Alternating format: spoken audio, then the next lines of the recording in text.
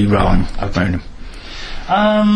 Right, your first impression or memory of Rodborough. So I know that you've got good. Even though you're a Gloucester man, you've got Stroud Vallis connections, Slad, and then down at the Vic and so on. But let's go into the parish of Rodborough now, if we can. Your first memory or impression of being in Rodborough rather than, say, Stroud or the Stroud Vallis. Well, as I said, it was with my mother-in-law that came out of the pub and the people, because next door belonged to the Daniels, the engineering Daniels. Oh. There was Dr.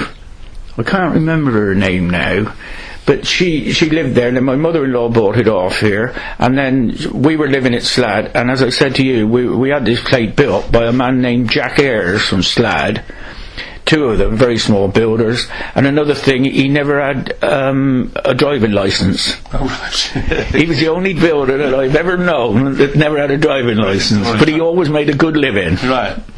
And then I went from here, and also, I was married at the Trinity Church in Stroud.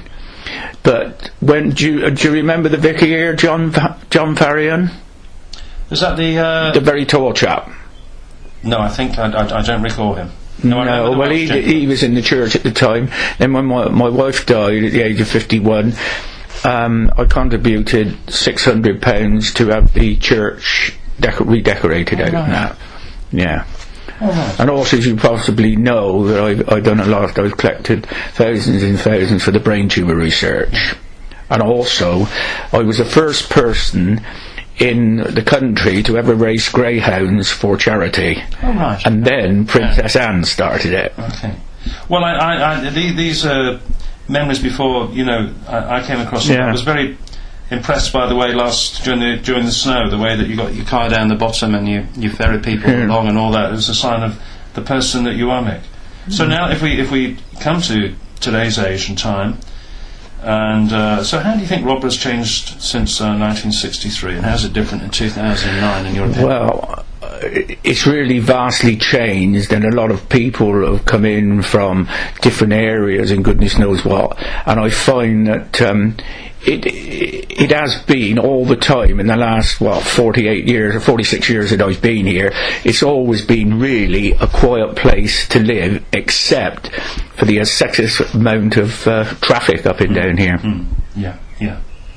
Now, and the people are always been very, very close. If there's problems, they help each other out, and there's been what you call no bitterness between next door neighbours and that sort of thing. No, it's still a great community, isn't it? There's no doubt about that. Now, I've got a Rodborough timeline here somewhere, and I haven't asked anybody yet about the murders that took place. Oh, yeah. I do know all about those. So if you want to say about the one in our street, which I had no idea happened. Yeah.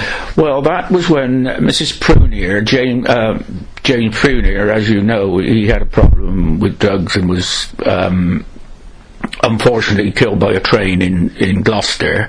But Mason Prunier used to, at the top of the road here, she had a dress alteration business and make dresses. She made me a suit at one time. Right. Very, very clever person. But she had a young couple in there, and unfortunately a bit of a bust up, and there was a murder case there. And I think it was something, and I think the chap only got about 7 or 8 years for it. Was that in the mid-80s, early 80s? Yeah, well, I think it must have been. I wouldn't like to commit myself to that. And then there was another murder down on Rodborough Hill. That was it, I can't think. And then there was the Gambles next door, but one to the Prince Albert. There's been 3 murders in Rodborough. No. Oh yeah, yes, oh yeah. The one is nearly opposite the school. I can't think of the name, Stuart, the name of the house. I thought it was Red. I've got it. I think it's called Red Roofs, the name of the place.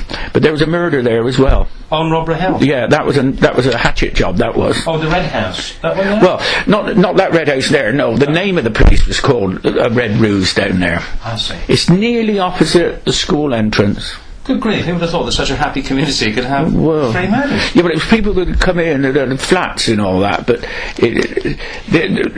and the Gambles up next door to the Prince Albert, that was they thought was an arson job, didn't they? But they've never found anybody for that.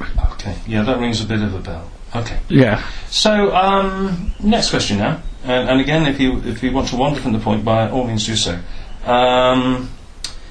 What has made Rodborough a special place for you? And do you have a favourite walk or memorable route you take or use? Well, you were a good walker. Well, I'm not. I'll just go into it again, is Rodborough, but as you possibly know, when you were living down the bottom of the road, I was on crutches for 3.5 years, with 7 lots of replacement hips I've had. This is why I do walking, and I find that Rodborough here, why I do like living in Rodborough, was with the children and the grandchildren going to the school here, which is a very important thing. Which is Rodborough School is a very good school. My daughter, son, and went there, and my grandchildren have been there. But the thing is, it's so handy for people like yourself who don't drive, and I find that it's not too far. You've got the bus centre, you've got the DIY places, you've got everything really, and if something happens that you couldn't drive, it's more or less all on your doorstep here. But when you lived at Slab, it was a different proposition. Yeah. So, say, let's go back 2 or 3 years. You know, when perhaps I see you walking around. Oh yeah, the more country bit. What would be your favourite walk, do you reckon, looking back in mind? Well, I really like to walk up to the top of the Prince Albert, turn along Rodborough West, go along to the end, go across the road to Bagpath, because there's some beautiful fields and that, and then I go as far as Monsrat, where the caravan place is. But you can go on through there, and then I come all the way back in the afternoons.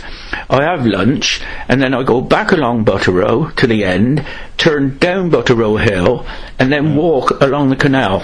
Sounds like interstate. Sounds actually good. Yeah, great walk. Lovely walk. It is a really nice walk. Yeah. Now, let's talk about the pubs.